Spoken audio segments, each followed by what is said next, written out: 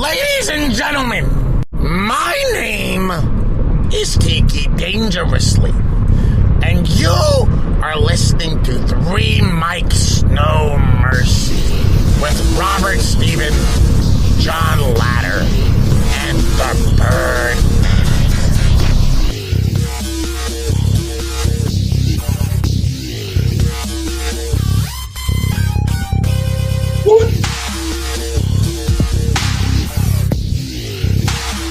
18.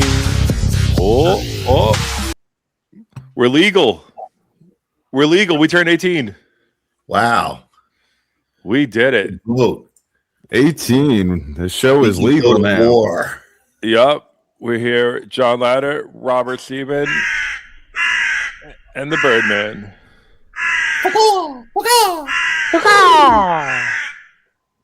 What's going on, boys? How we doing? It's early on a Saturday morning, and I'm awake. Not my Good problem. start. It's show day. You be awake. Fat man out of bed. Good thing. We got like three listeners to listen to who are listening. Us three? Yeah, we got us. Maybe my mom. Maybe my brother. Maybe my wife. Lynn's in the other room talking on the phone, so I don't think she's listening. That counts. That counts. We're doing Wow. it. Jay's got the gnome. Yeah, Jay's got the gnome. He's The listening. gnome's in his room. Can your gnome subscribe to us, Jason? That would be awesome. Yeah, but he's going to do it in the middle of the night when everyone's sleeping. That's just how Frank the Gnome operates. That's crazy. Beautiful weather, man. Fucking finally. Yeah. Finally, we got good weather. It's so weird. Like, I don't even think about the Game of Thrones weather that we've had for the past fucking 3 months. Oh, man. Oh, Non-existent I'm loving it. I've been taking full advantage of it, man. I've been out there every day. Oh, it's been phenomenal. I miss it. Crazy. It's like the end of April, and we're closer to a day that was 24 degrees than we are Memorial Day. That's fucking crazy. That is nuts. Yeah, I did not miss the insects, though. They're already getting on my nerves. Oh, yeah. Easily. My garage is like, during the winter, like, nothing goes in there. When it gets warm now, I got to start taking down the webs. There's a spider hiding underneath my Xbox, so I had to like do like a full perimeter check, go through everything. Yeah, usually around like April or May, we start seeing a bunch of ants in the house, and then we got to start spraying everything. Yeah, but I'm outside all the time. I enjoy hiking, and then sometimes it just gets so bad with the insects. Like I'm just sitting there, like, get the fuck off me, kind of thing. Like, real. What are you gonna do? Alibaba got give a big shout out to Alibaba Smoke Shop, 332 Essex Street, Lodi, New Jersey. Go there to get elevated, however you like. They will definitely take you places. Pick your poison. Mention 3 Mics No Mercy. Mo will take care of you. I imagine he's nervous right now as the Lions are getting ready for their draft. How they're gonna blow it. Yeah, they blew it last year, man. Oh, they were like, it's so weird because they've been shit for like over 30 years because my brother's been a fanatic since high school, and the past 2 years, wow, like they could be something. So it's pretty interesting now. So we'll see. I mean, I'm always hopeful on my Jets. Always hopeful, Robert, on my Jets. Nobody gives a shit. Davis, baby. Nobody gives a shit about your Eagles. Former Raider Geno Davis. I don't have to worry about my Eagles. We won how many Super Bowls in the last couple of years? 2. You guys have one more than us. We should have won. One more. We should have won the one with that they lost. The defense choked that one up. All right, what are you gonna do? And Jason's like, football's cool. Hell yeah. Sports ball. Yeah, Football. Go sports. Go sports. Alibaba, look, they got their jet green car. Hell yeah. He's ready. He's fucking ready. What kind of car is that? That's an old Chevy. That's like the midlife crisis mobile. It's a Chevy Impala or a Chevy Malibu, one of the two. It's definitely something. Something I could never afford. No, I don't think so. I think you got to be in your 40s, divorced. Yeah, or who is it? Somebody's at the door. Who is it? Wait, don't open the door for strangers. Oh shit, it's G Pow. How do we feel about voting? No, you don't vote either? That's the smartest thing you said all day. You didn't even have to tell me you were a felon. I had a feeling.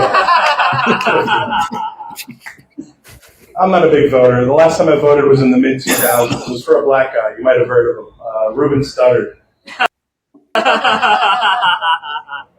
I didn't just vote for him because he was black, right? On American Idol. I voted for him because he's named after my favorite sandwich.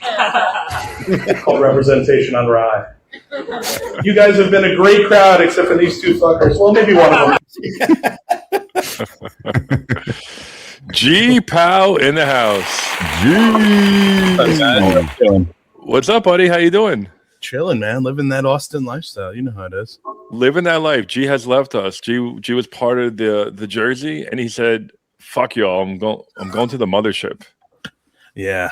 Going to the mothership. There it is. Jay Birdman with the mothership background, huh? Yeah. How are you, man?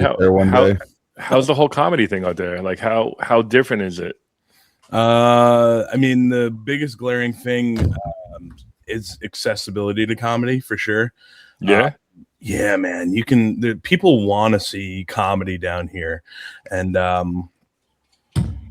New Jersey, you kind of have to like coerce people, sell tickets and stuff like that. You can go out and bark on the street on a show and you can get a good like 30-person crowd. Really? Yeah, and that's like nightly. I mean, I run a show on Tuesdays and Wednesdays, and most of our traffic, we have a few like return people. Right. A lot of it is just barking people off the street, and we get a full crowd almost every Tuesday and Wednesday night. Wow, dude, that's insane. And you've been there for how long? September. So what is that? About 7 months now?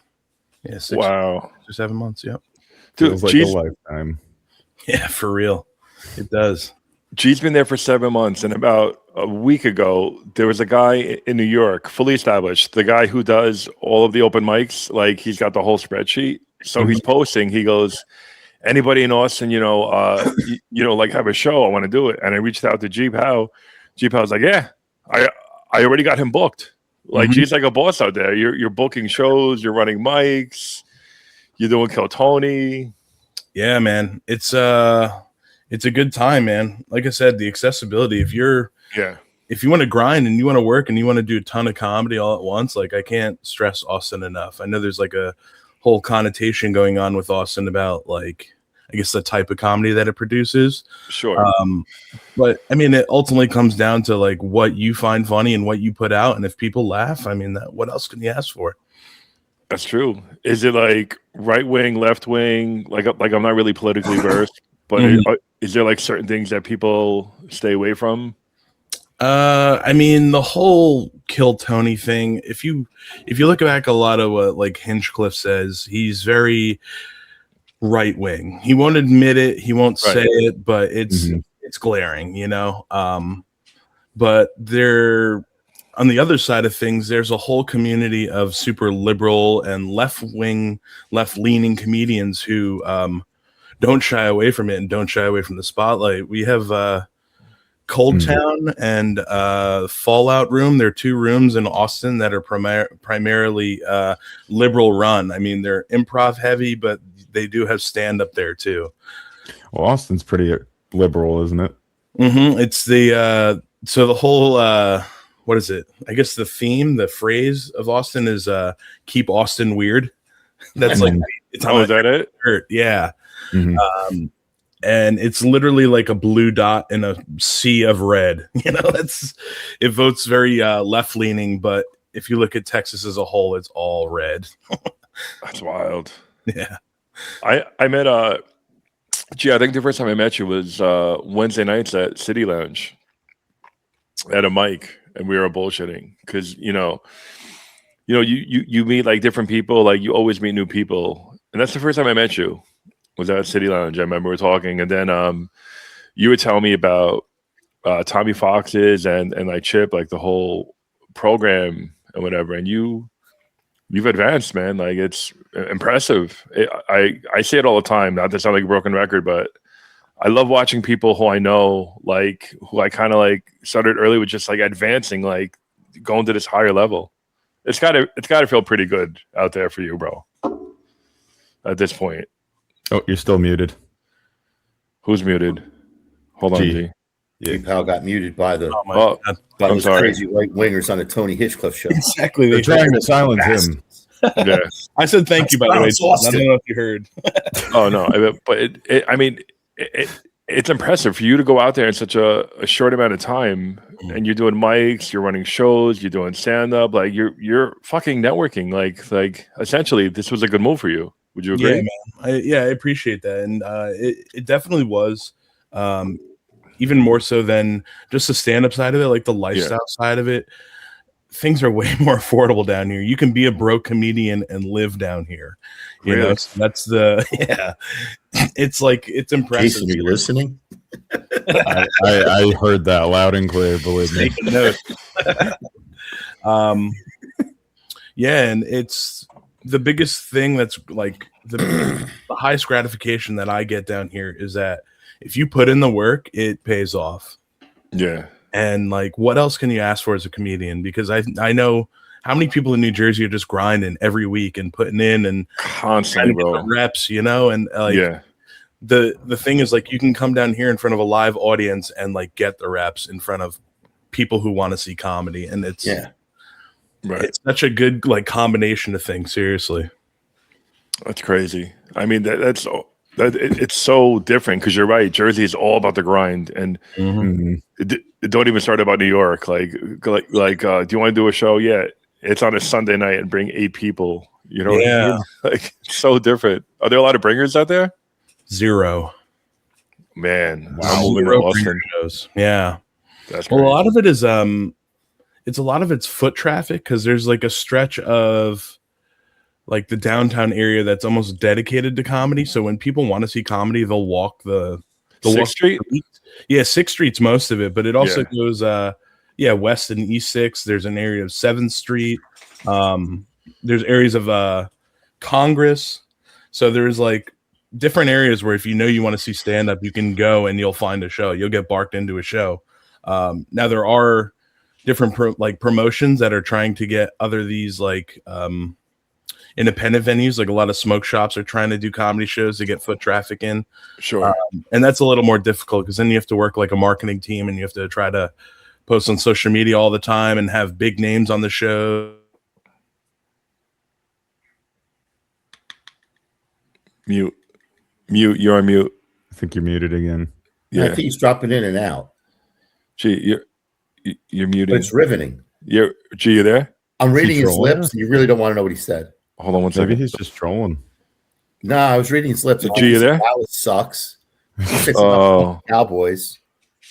Let's see. He's wearing a cowboy. Can't unmute. No, I can read lips too. I saw him mouth the N-word. Yeah, I saw the N-word about 6 times. Honestly, I kind of saw that too, and I don't want to say that. I couldn't believe he said Nebraska. He can't even defend himself, right? He's on mute. You there? Can you hear me now? Yeah, we can hear you. What the fuck? Watching him mute himself over and over again. It must be this mic setup. I don't know what's going on. G was doing the entire Aristocrats, and then he had to mute himself because he didn't take it out. Too late. They all know he's racist now. Better run that disclaimer for what he said, but nobody heard. Oh yeah, God, he was reciting Michael Richards at the Laugh Factory. Yeah, we got to protect the brand out there. Are you 7 Edwards? Are you good, G? You having like some? Can you hear me now? Yeah, I can hear you. I'm not sure what happened. I don't podcast. I'm not good with this stuff. So that's okay. Yeah, no worries. I have to make it out to you in Austin. I was there a couple years ago, and it was a blast. It was like a blur, to be honest with you. A lot of shenanigans, but it was fun. It's a wild city, man. It really is. Hey, what can you tell us about Kill Tony? I only know what I watch on YouTube or Netflix. Like, what is it really like? The whole experience of it from start to Be at finish. MSG this summer. Yeah, I haven't. Yeah. MSG. I would definitely go there first because you get like a better understanding on a grand scheme of things how it runs. Right. But it's wild every week at 6th Street because they hold all the comedians in a bar next door, and it's just like sardine can in there. Bunch of smelly, homeless, open micers trying to Like make how many? Like 50, 100? There's 200 minimum every week. Really? It's nuts, dude. And they have like deals on liquor because they know we're all alcoholics and shit. Like they have Oh, sure. literally a pitcher of liquor for $10 they sell. Oh god.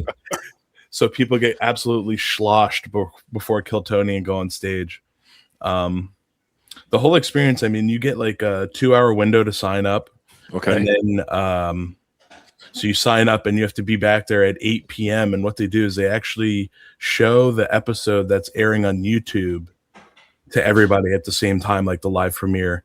And you just sit in there and wait to hear your name. That's pretty much the gist of it all. And they really pull it, like they say, like a bucket pull straight up.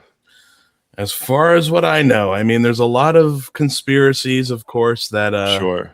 people hear this. Favoritism. Yes, people hear certain names, or if they see a certain name in the bucket, they'll pull it, or if the show's going bad, they'll pull from a second bucket. There's like a lot of conspiracies behind it, and I know some people who work with Killed Tony, and I mean they're honest people, and for the most part, they've told me it's like, no, he pulls a name out of the bucket, and that's the yeah. How many times have you went? I signed up 25 times. Ooh. Once at Holy MSG, shit. and then Right. 24 in Austin. Well, I hear it's easier to get on stage there in Austin because it's like a smaller, pool of comedians that they're pulling from versus MSG. There's probably a lot more people at, New York. Yeah, for sure. Yeah, I mean, I think the last time I did the MSG show was I wanted to say there was like 340 something or 440 something comics who signed up. Wow. That doesn't seem like a lot, though, for New York City. Yeah, exactly. Yeah. I know people who traveled to hopefully get on Kill Tony. The comedy nomads. Yeah, seriously. We get a lot of them down here, though. We get people from like Nashville. We get a lot of people from Houston and Dallas. Yeah. But yeah, a lot of them are just Austin open micers, So you get pulled up right now, like you have your minute down, like you're ready, or I mean, there's got to be like Great. there's got to be so much going on in that fucking brain at that moment when they call you up. Like you would be ready. Yeah, I'd definitely be ready. I think it's more the I am always like editing my work. So I have something that I feel is like my strongest, and then it becomes something else is my strongest. And like going through that whole process, I think I've changed my minute maybe 20 times what I was going to do for my minute. Right. Because like, of course you want it to be a hit, but at the same time you have to look at like what Kill Tony, what they like on Kill Tony. You know what I mean? Right. So they always look for like, but in the first 7 seconds you have to get a pop, whether it be like a physical humor, addressing the room, different stuff like that. And then you, of course, like you want to be solid in your minute time, but then you have to end cleanly. You don't want to like end on a rolling or a soft note. Right. So it's a lot of things to take into account. And you probably don't want to call Tony Hinchcliffe gay or any of that, which a lot of people do. Do they really throw you out? Is that true? Like when they say like send him to the back door, like they really kick them out? I mean, I'm not sure about that, honestly. I know there are people that like they'll say to them like, oh, don't sign up for a year, and they'll like hold them to it. They'll be like, don't sign up for a year, seriously. but there's a couple of times where I've seen it, and some guy, he would just constantly call Tony gay, and he would just make fun of him the whole time. So Tony would be like, blah blah blah, send him to the back, like like show him to the street or something. Yeah, I was wondering if they really kick him out in that moment. G Or Pow's just not like a allowed to TV thing. discuss this. I really don't know, honestly. He doesn't want to be brought to the back of the door. Yeah, no, I got you. I got you. Bring Well, him to the back. Is it true that there's just like a bunch of homeless comedians camping in tents like outside the mothership? Not outside the mothership, but everything else is 100% true. But nearby. Nearby. Well, you got to realize it's nice year round down here. It only rains like I think 20 days out of the year down here. Like, Really? it's in drought, but like today is not a good example. It's raining and it's like 50 degrees outside. It's like New Jersey weather today. But yeah, man, I sweat so much down here all year long. Really? Yeah. They have like different bridges. This is so crude, but they have different bridges that they sleep under, and you'll see little homeless encampments of people. Right. Or people like one of them will have a car and charge people like a pack of cigarettes a day to sleep in their car. Like, That's great. it's a great homeless bartering system. Do they fight over bridges? This is my bridge. They fight over anything, dude. Seriously. How do they compare to the New York City homeless? That's a good question. Yeah, that is a good question. They're way more active down here, I feel. Like they ask everyone for $1. And you almost have to, like, I hate to say it, but you have to be rude to them because they will pester you. Seriously, they'll come by you 5-6 times. And I say the same thing. Listen, I'm a broke Austin comedian. I don't know what to tell you. And they'll keep coming back and back and back. So, Right. I was going to ask you for $1, bro. Yeah, exactly. Or I try to get like one of the sentient homeless people on my side. Right. You know? You and far between. Yeah, and I'll get cool with them and I'll be like, hey man, like, you know, like watch my back, and I'll be like, hey, I'll buy you cigarettes. Like I'll buy one of them cigarettes just to keep the rest away, you know? That's great. That's genius. So I went to Grenada once, like on a cruise ship. Uh-huh. And one of the homeless secrets I was told bodyguard. is when you get to the beach, they'll be like, everybody harasses you. Buy these shells. Hey, buy my toothpaste. Hey, look, take a picture of me. Mhm. And they say, find this one guy and give him $20. And the rest of them will leave you alone because he walks over and he threatens them. Yeah, seriously. So I get to the beach. I find the guy. I'm like, okay, I'll hand him $20. He goes, thank you. He goes, you go sit over there. He had an area where he had people sit so they wouldn't get harassed. And you see people walk up, like try to like, and they'd stop and then they'd walk backwards. I was like, It's like in SpongeBob, the circle that they draw, like the bear circle around SpongeBob and Patrick. yeah. Sea bear circle, yeah. Yeah. There was Hold on. What if they're all in on it together though? There's a lot of that down here. You guys know what 3-card Monty is? You ever hear of that? Yes. Yeah. So one of my buddies, shout out Lingo Smith, he's a really great host down here. And he had this killer story where, like, I didn't believe him at first, but then he's like, no, it was a true story, where he got gypped on 3-card Monty, where, like, there was an audience of people around him playing, and he thought, like, he would try to get them on his side, and ultimately they were in on the hustle. So he was like, hey, man, like, I'll give you some of the money, like, if you watch the cards with me and we can confer and make sure it's the right card. And, like, he had it down pat, but he ended up losing, like, I think $500 and his gold chain. Like, he went double or nothing on his gold chain.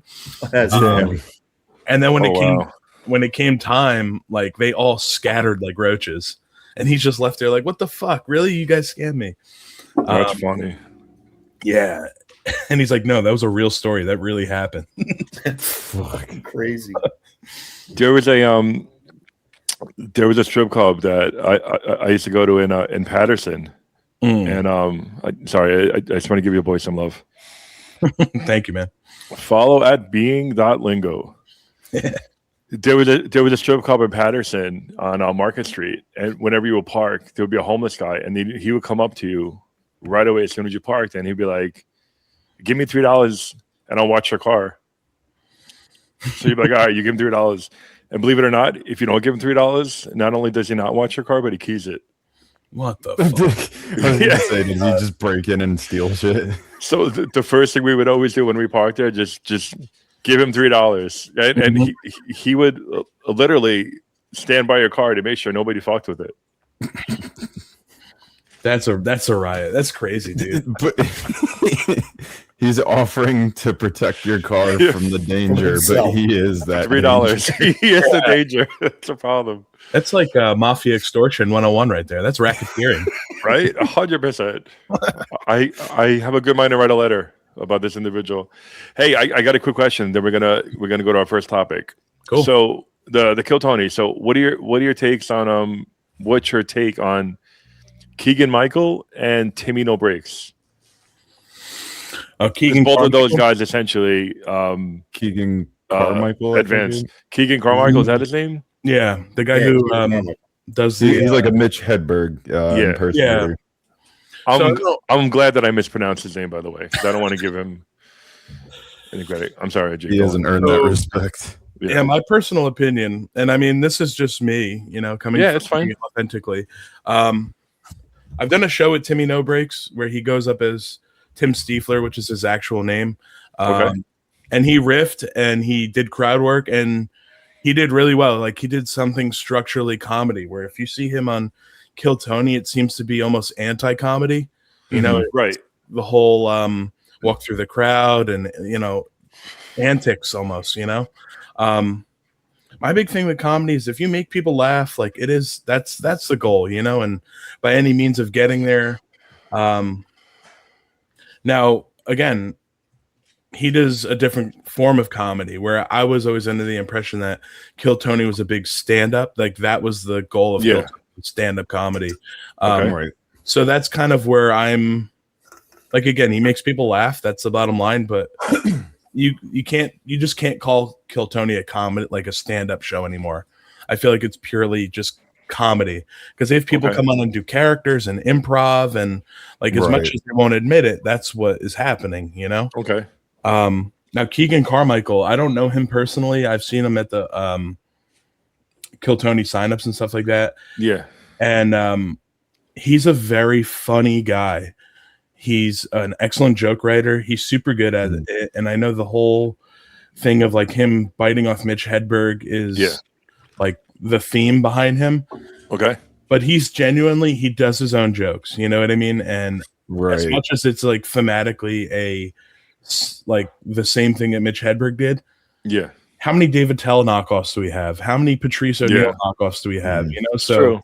I think the fact that they have him being singled out because he's the only one who does a certain style so similar, I just.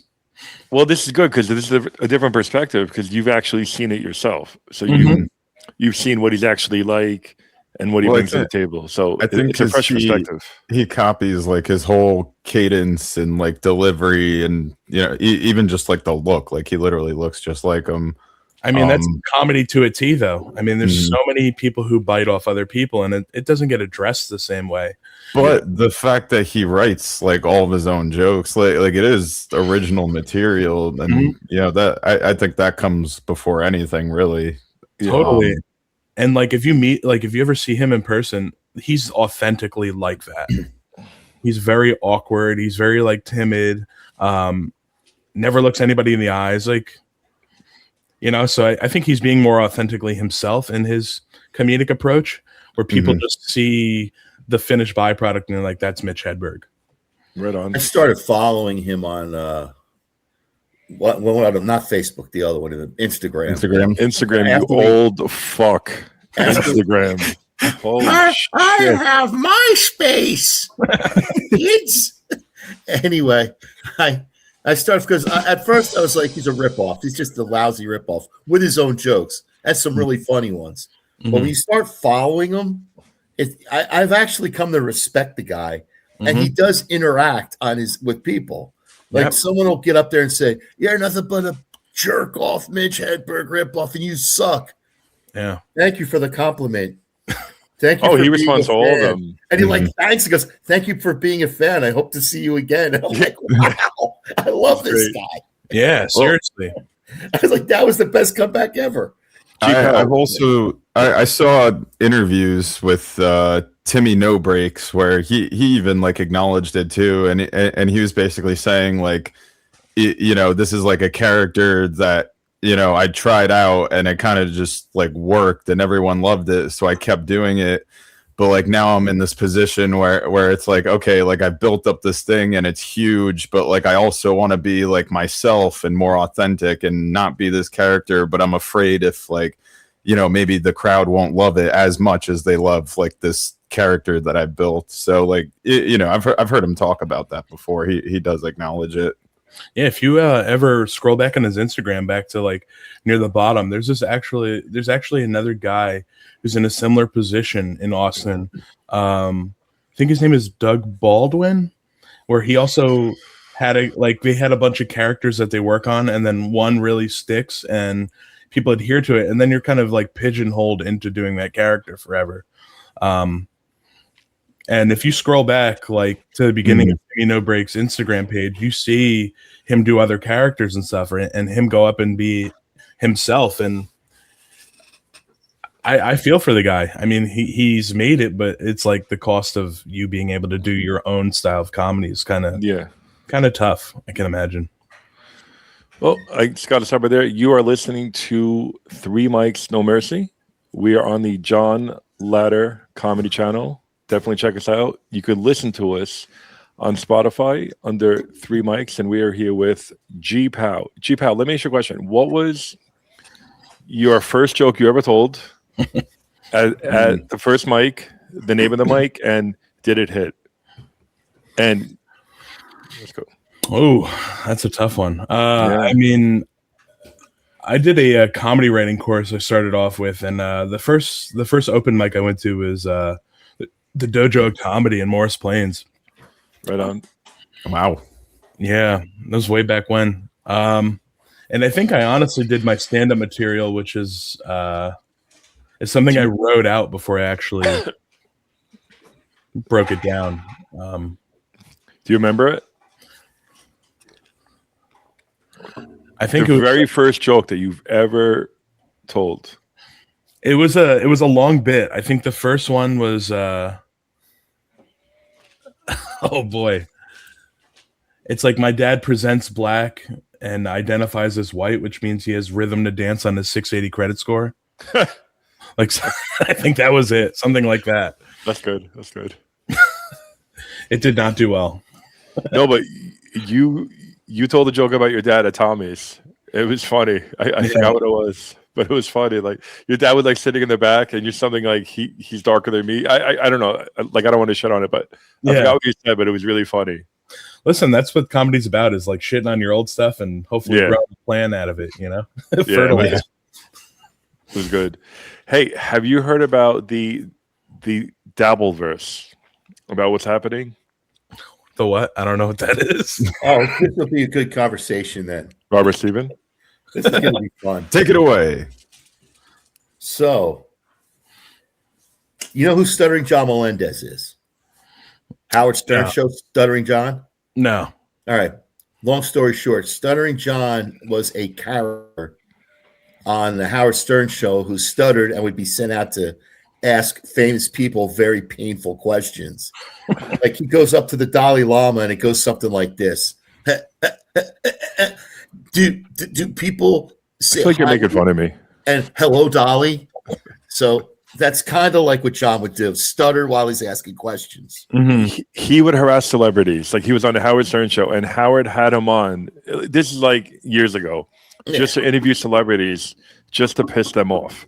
So he became somewhat of a personality on the show. Mm-hmm. So what happened was he was in the Howard Stern universe.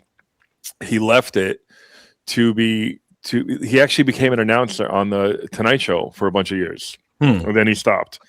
And now he starts doing his own thing. So now there's like this big radio war happening because they're basically trolling him. They're basically trolling him. And so what's happening is that he's getting booked on shows because of his association with the Howard Stern show. Mm-hmm. So the Dabbleverse consists of another personality from the Howard Stern show called Shuli, and then there's other ones, and there's this whole thing going on that whenever they find out that he's playing shows, they troll him to the point where they're harassing him. They're having his shows canceled. Mm. Like Robert, tell him about Johnny McCarthy. You know Johnny McCarthy from Tommy's? Johnny, right? From Tommy's. Yeah. So anyway, Johnny used to be affiliated with the Howard Stern show. So they put on a show for Stuttering, and he's friends with Stuttering John. And the Dabbleverse, by the way, is about 50,000 strong. There's a ton of these people out there. It's like an army. And Anthony Cumia is among them from the Opie and Anthony show. So he's part of this whole thing. So they have a show at Rodney's. He sells about 22 tickets. And then all of a sudden the next day, they find out he's there and they start talking about it in the Dabbleverse. And then the place sells the fuck out in a day. Like 200 something tickets. Boom, done.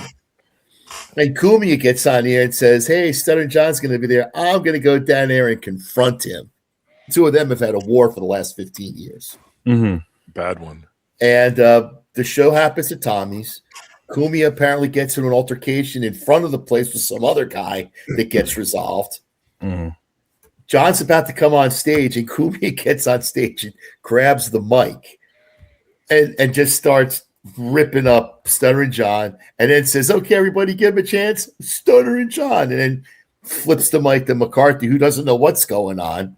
Yeah. But hold on, I got to stop you right there. When Anthony Cumia went on stage to introduce John, now this is John's headlining, because you don't want to be fucked with when you're a headliner right before.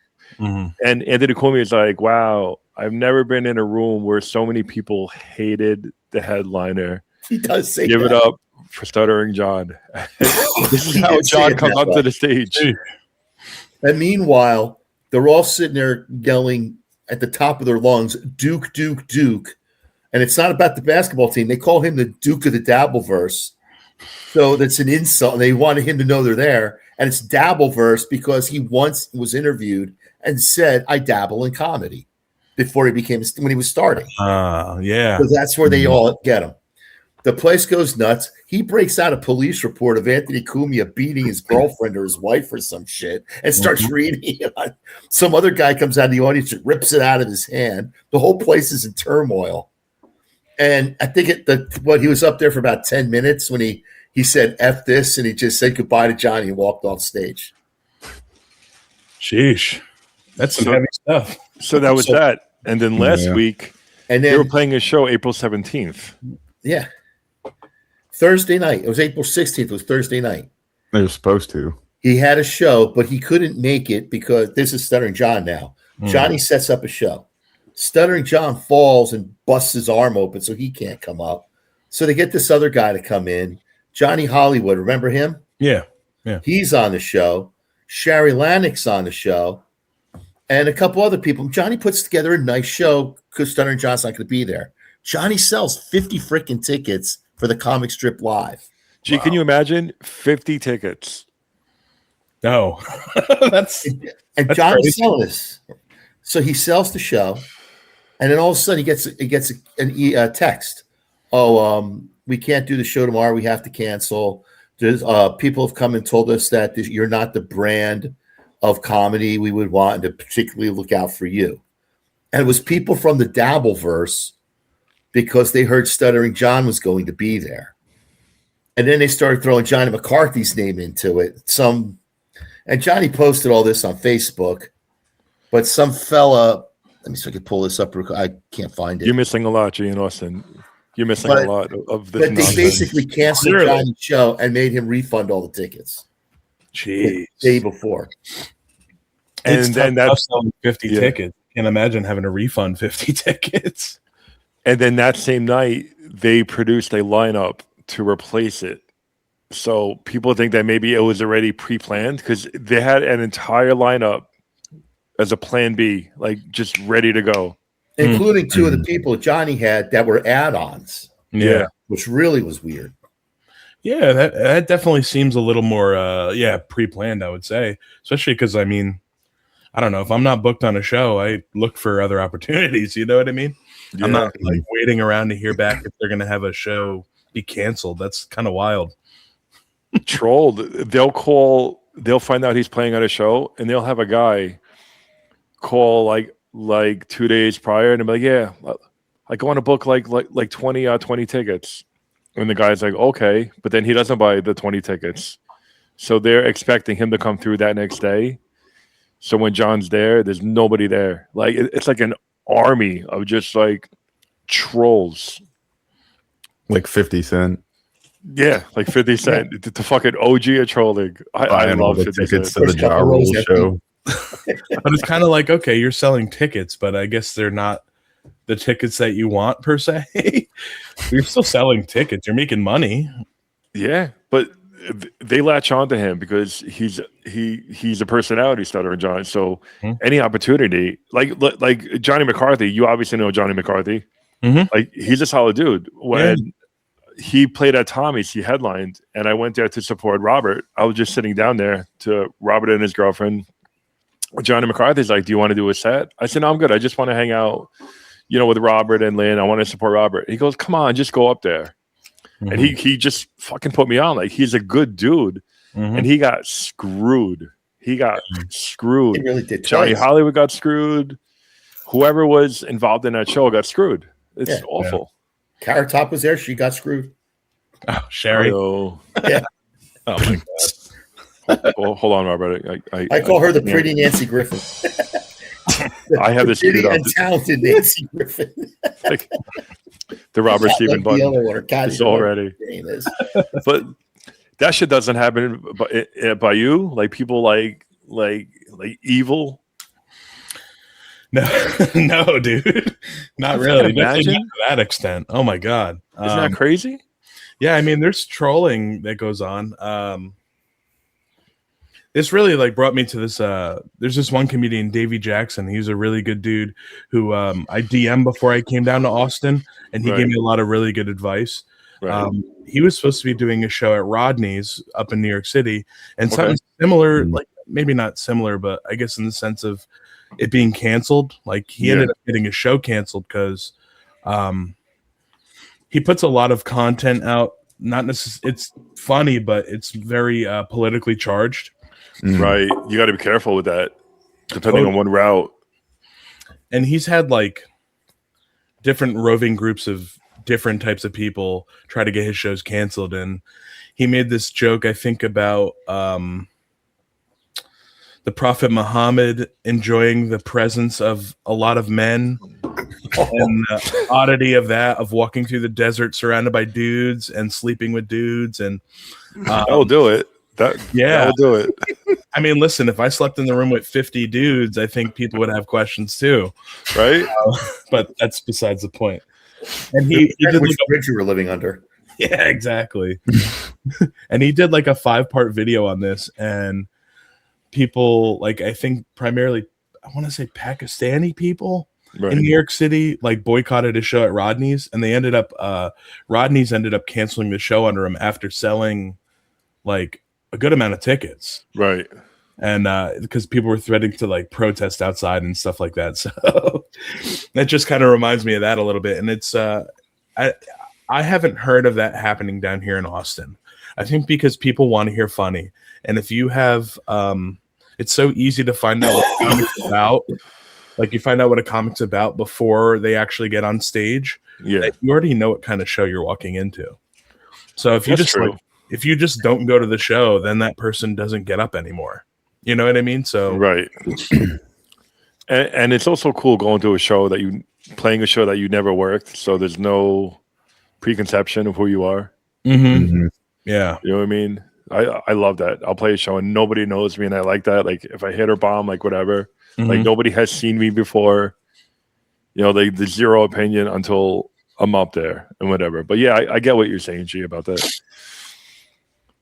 That's definitely an interesting situation. But it's just wild, like how stuff like that is real, because people do regulate their social media. Like I know a lot of people who took down a lot of their stuff because they want to get booked, and it's funny to them and it's funny to other comics, but bookers don't want to see that shit. You know, bookers don't necessarily want to see you go political or religious, but some of them do, because some of them like edginess, but I guess there's like a limit or like a cutoff of what you're, allowed to, I guess. I think it's how you curate your comedy, you know, because I don't do any religious stuff, any political stuff in my sets at all, but at the same time, I feel like I do take a safer route sometimes. Yeah. Or like some people can lean on that edge a little bit. Yeah. And it shows like in their Instagram, you know, that they're not afraid to go say the difficult stuff, which is also a sell for people. Yeah. So it's kind of, I think, a two sides of the same coin, I guess you could say. Where it's you can get booked for being super edgy and being not afraid to say anything, or at the same time you can get booked for being a safer comic. Yeah. Tim Rager does a cancer joke. Tim Rager is so fucking good. Tim Rager, he's so smart. Agreed. He's edgy, but he's so smart how he does it. He does this one joke. Oh, I hope I don't butcher it. The big C. Yeah, the big C. Yeah. Yeah, he goes, my mom's got cancer, and she's got the big her C word. That's what it is. Yeah, the C word. And my friends are like, hey man, how's your mom? And then he's like, well, she got cancer. And then he goes, yeah, we can't say it. And Tim Rager's like, dude, you just called me a faggot the other day, and you're afraid to say cancer? Like, he's so smart how he words things, Tim Rager. Mm-hmm. Like, he's so good. I think that also comes down to, you know, something we had talked about before, which is like, you know, especially with like a lot of newer comics, like they're just trying to be like as offensive as possible just for the sake of being offensive, or you know, it's like nothing but shock humor, or like they're trying to be offensive like before being funny. You know, it's like, you know, you kind of gotta figure that out first, and you know, really learn how to write like a good joke, and you know, really toe that line. I forget who said it. Oh no, wait, I think it was Anthony Jeselnik. He said comedy is getting away with it, basically. I think we need to clip that moment because it's just pure irony that he's saying it in front of the Comedy Mothership. That's an epidemic down here, man. We've got a lot of comics between the age of 18 and like 25 who just like go up on stage and say heinous stuff. Like absolutely like nothing funny about it, just trying to get a reaction out of people. And the thing is like you get a reputation like that. Oh, I agree. I want to work with you. Because then you walk rooms and it's like you work to get people to get asses in seats, and then all of a sudden you say something about like, you know, my grandma's pussy hair needs a trimming. Let me get my you know, whatever. And you walk a room that you work to get in there, and there goes your money, you know. So I was at a club in the city. I think it was right after New Year's, where like it was a headliner in the city, and people paid to see him, whatever. And he's on the stage, and he hit everything, man. He was like fucking crushing it. People were balling. And then he says, well, it's 2026, you know, at what point can we start using the N-word? And then people were like, huh. It just got quiet for a second. And then he said the N-word to try to like see how we could push it. Do you know what happened, G? The booker went up on stage, pulled him off, and he goes, you got to go. You got to during the headliner set. He's like, you got to go. You got to go. Boo! And then he goes, what? Something I like. He was confused. Like he didn't understand what was happening. That's why I like, as much as people shit on bookers for like being woke or like not booking certain people, they're running a business. They're running a business on a very volatile product. You know, it's like you're dealing with like atomic energy here. Like you have to work with care, because if you get if you get a club that is notorious for putting up people who are very like you said, like woke both sides of it, racist and like homophobic and stuff like that, that sticks with your club. So you can book the cleanest comic in the world, but they still won't go because you've booked someone who, you know, is crazy. You know? Yeah. This guy was putting on shows, and he was looking for edgy comics. And I'm not sure if I'm an edgy, like whatever. I dabble. So he goes, "Can you send me something edgy?" I said, "Okay." So I was going through some of my clips, and I sent him this one joke. It's a rape joke, but the joke is, I'm bald. To look like this, it's not fair to my wife, because every morning she has to wake up to someone who looked like raped her. I didn't rape her. We have a safe word called hello. That's it. I sent that to him, and then he goes, "All right, I'll see you in April." Oh, nice. It's like they look for specific things, and I was like, "Do I have something like that?" And I was going back and forth. I go, "I'm not sure if I should send this to him. I'm not sure if I should send this to him." You thought it might be too much? Yeah, I'm like, maybe it's a bit much. Maybe it's a bit much. That's an opening joke down here in Austin. That's great. I have to go to Austin. I have to go again. Like the next time I go, I'm trying to go sometime this year if I can make it work. If I do go, I'm definitely going to hit you up. Well, Yeah, please. It'll be a blast. Oh yeah, no, I want to go down there too. I mean, take a weekend next year sometime and do it. I'm sad I missed the last trip you guys went down there. No Mercy Road Show with G Pow. Boy. Let's go. We can hang out in the tents. You guys invited Nick DiMartino over me. I can't believe it. What do you mean, you guys? I wasn't part of the planning process. I was just the destination. That's it. It's great. Yeah, Don't worry, Nick doesn't watch this podcast. He doesn't even watch his own podcast. Nobody does. But no, you should talk to those guys. Seriously, they had a really killer time. I heard all about it, man. They were going nuts. Brett broke his foot or something. That's crazy. God, dude.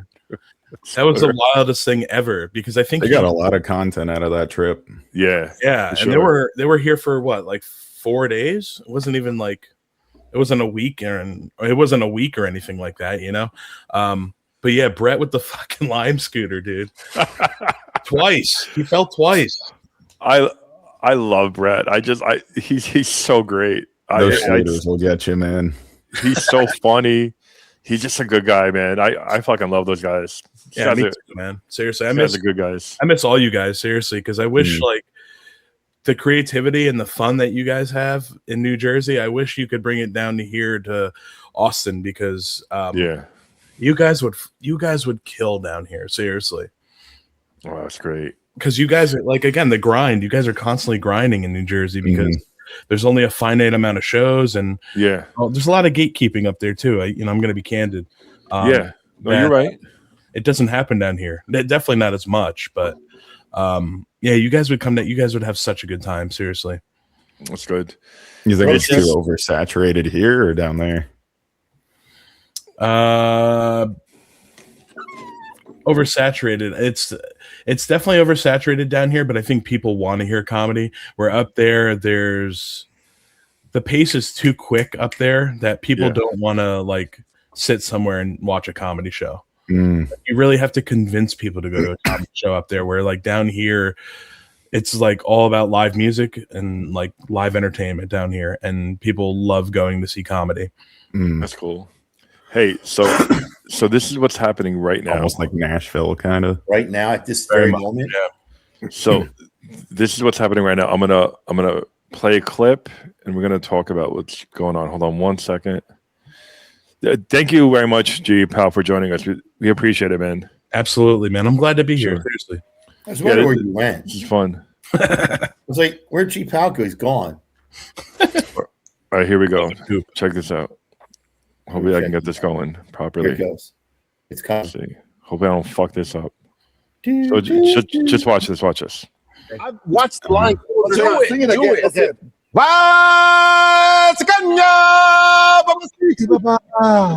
What did I say? What did I say? You said nothing. Is that Zimbabwe? That's Zulu. That's Zulu. South African. Can you do that? Yeah, I can do it. Do it. So Ready? you sing it like Dancing Gonya Baba. You were way off. Ngonyama. All right. You said it. What does it mean? It means, look, there's a lion. Oh my God. That is not what that means. That is not what that means. That's exactly what it means. Look, there's a lion. Oh my God. So now the guy who originally constructed the song is so pissed that there's this big lawsuit happening right now because this guy said that those are the actual lyrics to the Lion King. So I think he's getting sued. Like Jason, isn't he getting sued for like $27 million or something? Something crazy? $27 million in damages for defamation, libel, business interference. Did you see the video of him getting served? Oh yeah, I'm playing that right now. It's coming next. Literally on stage. Like Pow is a seer. Check this out. This is just like insane. And I definitely want your take on this. Do this. He's the future. Do this. Share screen. I can't believe this is real. Yeah. Oh, I just got served. Oh, oh my God. I don't believe that's actual service. He threw it on a stage, but that's legal me talking. A joke about the Lion King. I don't know. You saw it? That was me, yeah. There's a lion.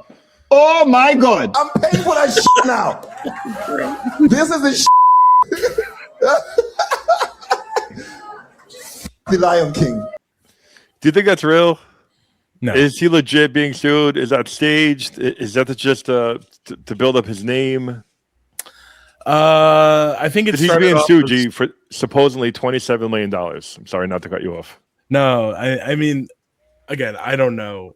I don't truly know. My opinion is that he probably saw what success he's gotten from that clip. He's just trying to ride the wave. But again, just from the clip, it looked like through the manila folder on stage, he didn't even open it up and he knew exactly what it was. You know, it's like kind of like trying to play it cool, trying to be coy. But I truly don't know. But I would hate to see someone get sued for that much money for simply translating what they feel, you know, and it's something in a different language. It's like, imagine like translating La Bamba and all of a sudden you're saying, yeah, it's about raping children. You know what I mean? It's and then you're getting sued for $27 million. That's nuts. I don't know. They're saying it's like, excuse me, misrepresenting and like disrespecting the culture or whatever. I do that for American culture all the time. I mean, look at me. I'm a fat fuck from New Jersey. Like, I'm not a good representation of the culture. You're not that. Come on, Robert. It is smart, though, the fact that he's trending for that. To do this whole staged subpoena thing, just so he can, I guess, building up his followers or like whatever, how he sees fit. Because like a lot of comics rely on that, like these gimmicks. And because he's trending right now, I guess it makes sense to do something like that. Like Robert, you're the legal person. What is your take on this? Farming. Well, I don't think you can serve the shenanigans. Somebody. Well, if you heard what the guy said, he goes, "You're being served by blah blah blah," and that they didn't show the whole thing. He goes, "Oh, what?" And then the guy said and threw it on the stage. That throwing it on the stage at his feet is not really service. He has to put it in his hand. Right? You kind of got to make sure the guy's acknowledged what it is and gets it, and then you run away before he tries to hit you.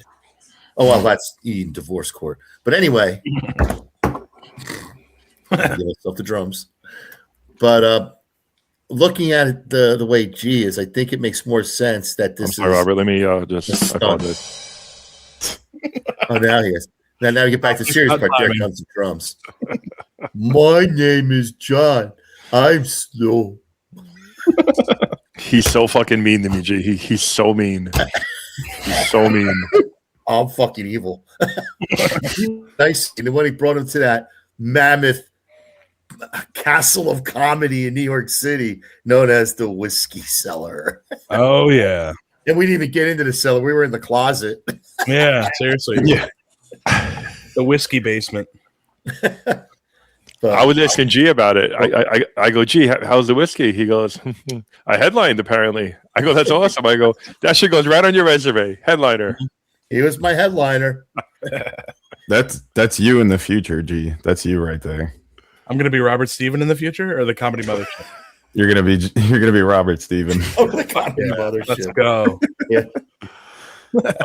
You're all great. gonna turn into me. Get people on your lawns. Oh, those bastards. Promise I would never pass a bar. I need a drink. Yeah, kudos to me. I just got a new job. Yay. Nice. There you go. Yeah, I'm going Congrats. back to trying cases. After- Which glory hole are you working now? Right? Oh. Tell me so I know. The one just past when you go up the turnpike and they got the big Ferris wheel, the one past that. You work in the stalls at the mothership? Behind the Sunoco. This is what I have to deal with G every week. This is Now, what I gotta wait. deal with. This is So- a nice so- mix of people, though. You know. Yeah. This is what I Actually, gotta deal with G, every is it week. true that they got like some Navy SEAL security guards at the mothership? Do they run a tight ship there? Very much so. Yeah. Mhm. And yeah, so I bark outside at Shakespeare's, which is 2 doors down from the mothership. So I see a lot of the security team out there. All of them look like they all do jujitsu. I'm pretty sure they do. Is that No, part it's of not even a the joke. requirement? Seriously, yeah, I think so, because a lot of them do jujitsu at 10th Planet, which is like Eddie Bravo's affiliated gym.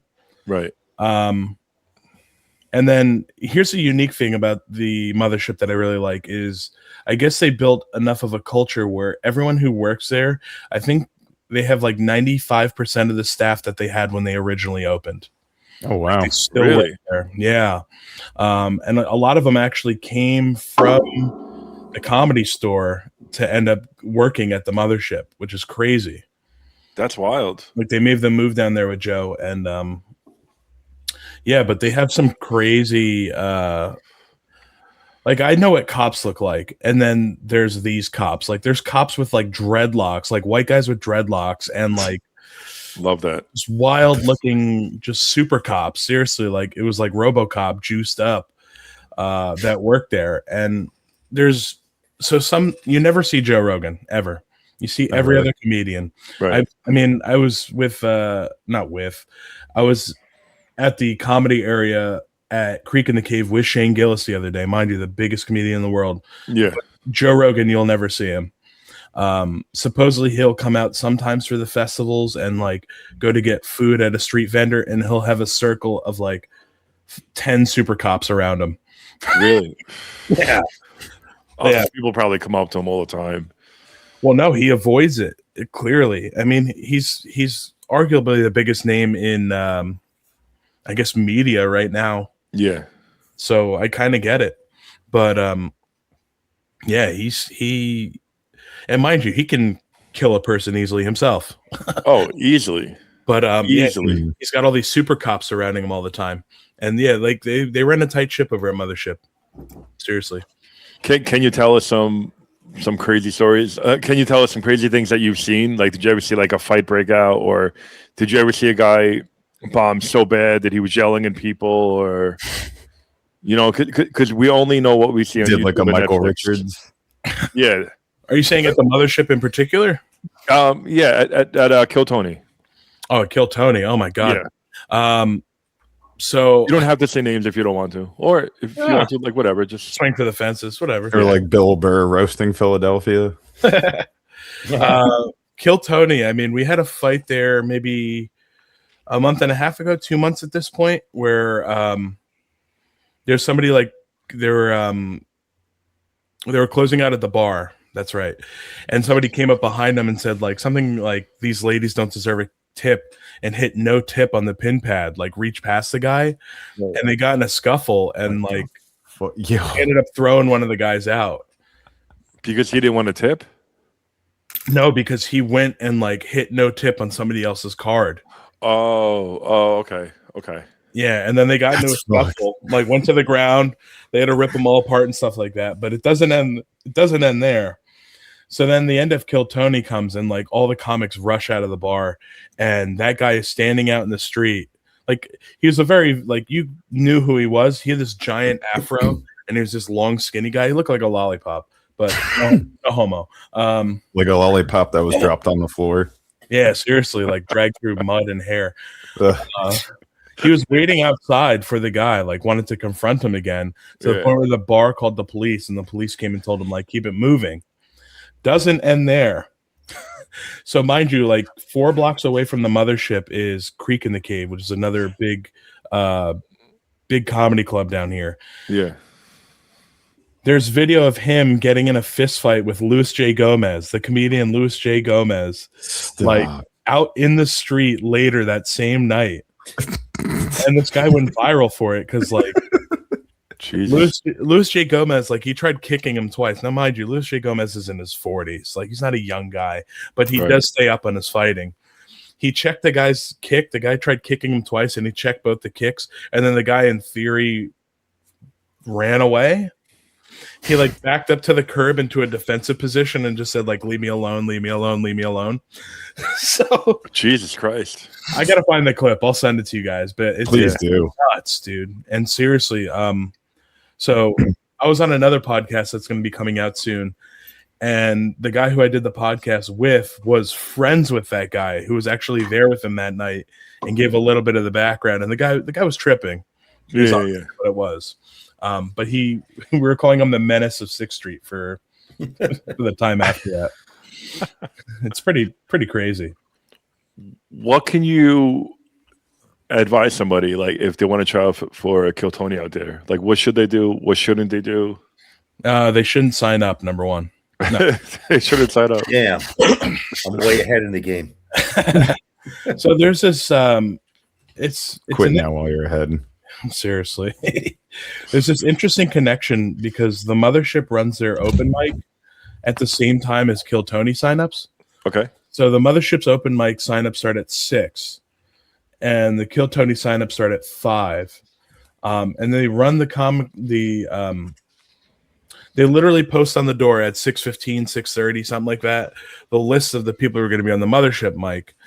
Now, I find that there's constantly a correlation between the people on that list and the people who get pulled on Kill Tony that night. Okay.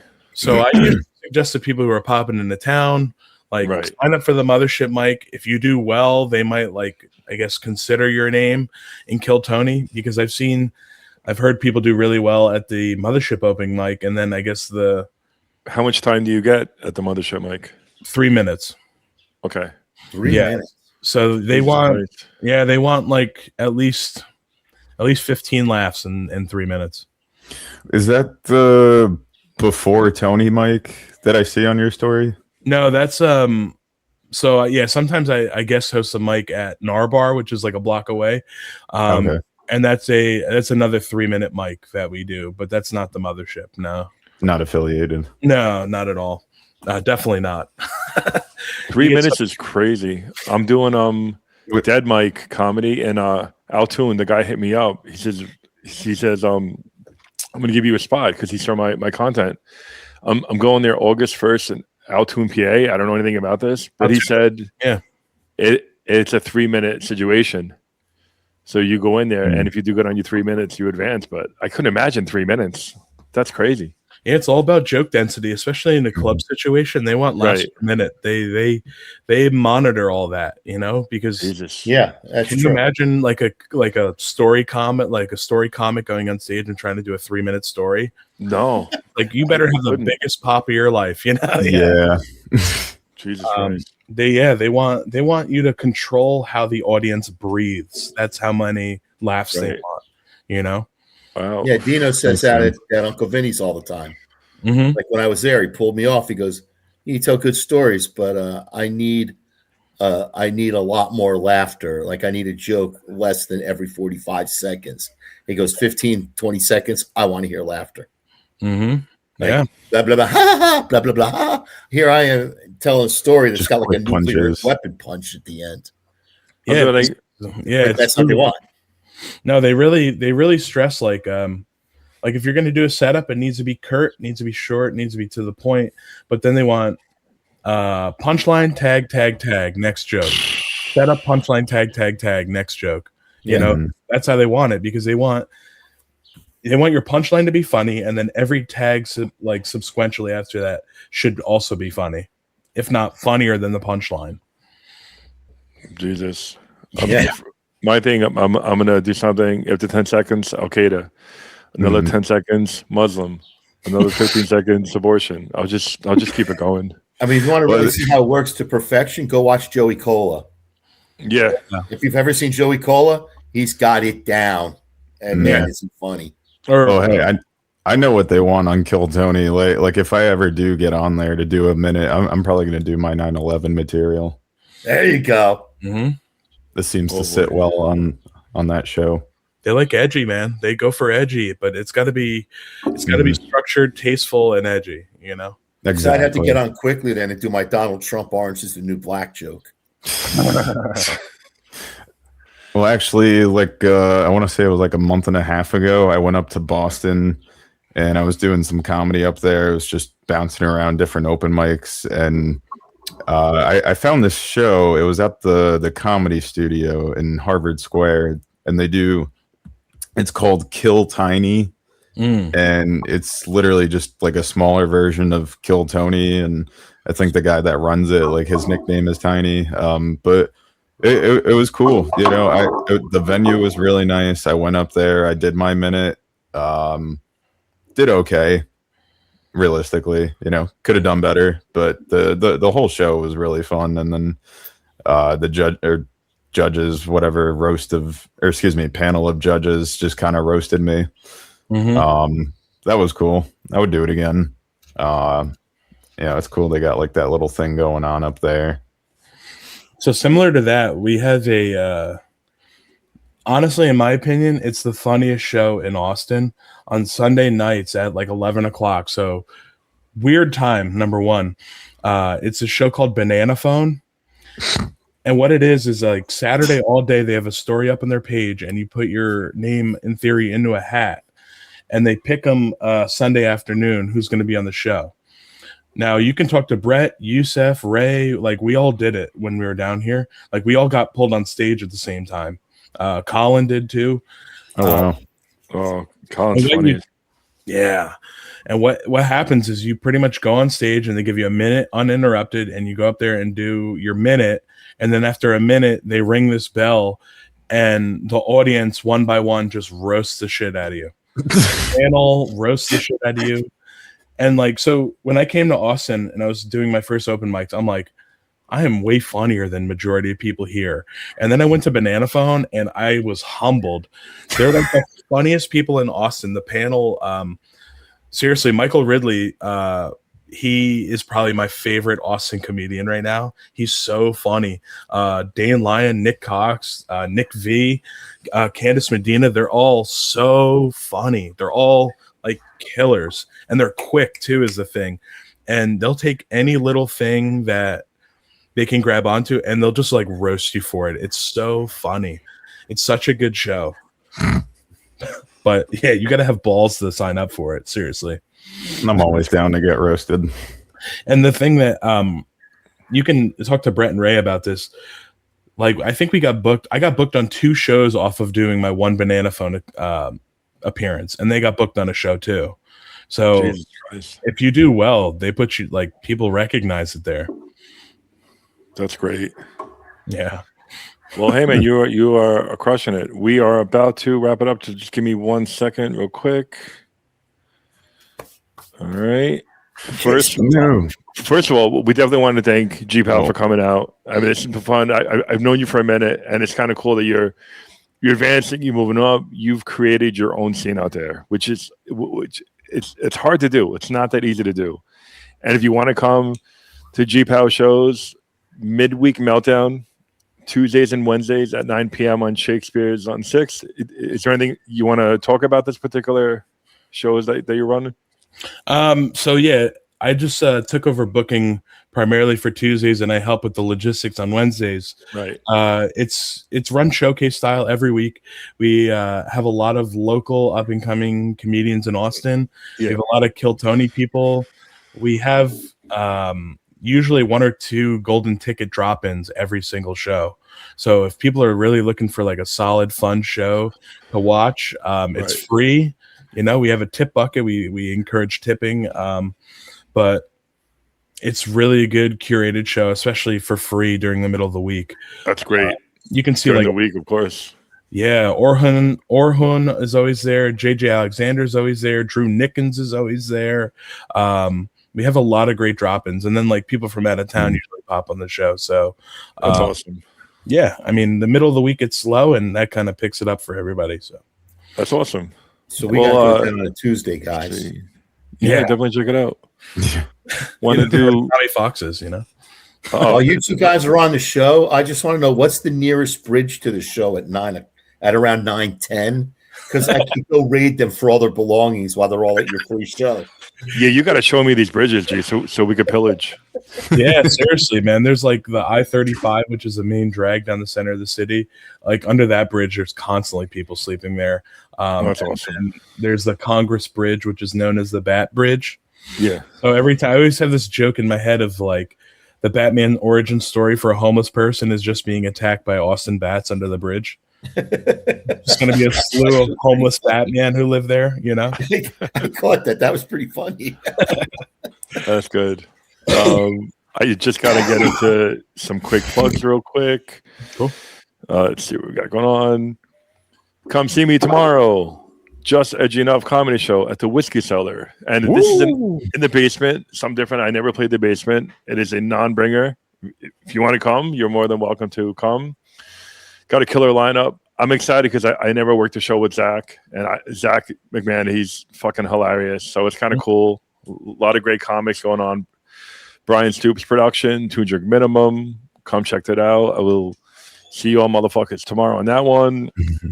We got Don Jameson and friends. Robert Steven is a friend of Don Jameson. So go check that out. Put me on the flyer. Nice. Yeah, that's your buddy. And Robert, I can say right now, when I played Oneonta last week, Bobby Tambora, I was talking to Bobby Tambora. I said, my podcaster says that I'm not your friend if I don't know you. And then he's like, no, you're my friend. You're on my show. So fuck you, Robert Steven. I am friends with Bobby Tambora. It says it right there. It says Don Jameson and friends. You're his friend. I'm on the show. I am his friend. You're his friend. Yours said Bobby Tamburillo, John Ladder. Yep. Nothing about being friends. Me and the great Bobby Tamburo are friends. I'm not your friend, guy. You could go suck on that one. Mine's in writing.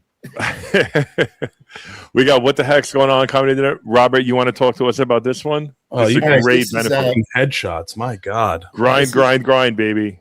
That's what we do. I'll tell you though, man, this is a cool one. It's raising money. It's at a Moose Lodge. We've done work with Ma 22. You see in there, Ma Deuce. They're a veterans group out of Ocean County that raises money to help get food and companionship to veterans along the Jersey Shore. Oceans of Love helps kids with cancer. So every year down at the shore, the Rock Radio does a thing where their celebrity DJ is sitting up at a billboard for 4 days, and it raises a ton of money. This is associated with that, but it's just raising money with a comedy show at a weekend festival called What the Heck, number 8. We will be there. No Filter Paul will be there. I think Laura or Donna, they'll both be there. And a guy named JoJo, who's a friend of mine, is starting out, who actually is a cancer survivor. So I brought him on. And you know what's great? This is a learning experience for me. Because since I started doing comedy, G, I've never heard of Oneonta. Never heard of Jackson Moose. Apparently it's in New Jersey. So it's like a learning thing. Very happy. What better way to learn geography? I'm learning. So I just want to say a final thing. And don't be a loser. Don't be a loser. If you're in Austin, come out Tuesday or Wednesday. Show some love. Support local comedy. We're all about supporting local comedy, local artists. Midweek Meltdown, Tuesdays and Wednesdays at 9 p.m. at Shakespeare's on the 6th. And Austin is no joke. If you want to dabble in shenanigans, this is definitely the place to go to. Well, Gee, thank you so much, man. Absolutely, man. Thanks for having me. Thank you so much for coming on, man. This has been a fucking fun one. This has been great. Support local comedy.